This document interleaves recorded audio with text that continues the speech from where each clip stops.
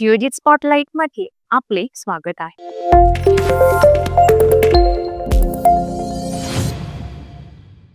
काही दिवसात finance minister Nirmala Sitharaman नवीन budget सादर करणार आहेत. त्यामुळे स्टॉक मार्केटमध्ये उत्सुकता आहे. आजच्या एपिसोडमध्ये मागील वर्षाच्या बजेट डेवरील मार्केट मुवमेंट्स आणि उसळी घेतलेल्या स्टॉक्सवर नजर टाकूया.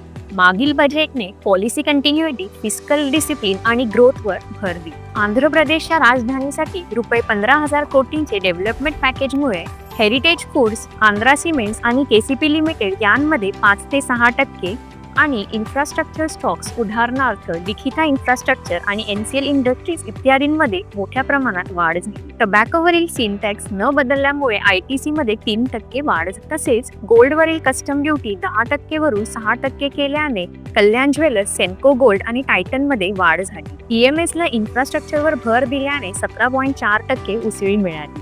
इतर स्टॉक्स उदाहरणार्थ HUL, सन फार्मा आणि कोटक महिंद्रा बँक देखील चर्चेत होते. तुमच्या अपेक्षा आगामी बजेटसाठी काय आहेत कमेंट्समध्ये सांगा. आणखी फायनान्शियल अपडेटसाठी जिओजित स्पॉटलाइटला लाईक, शेअर आणि सबस्क्राईब करा.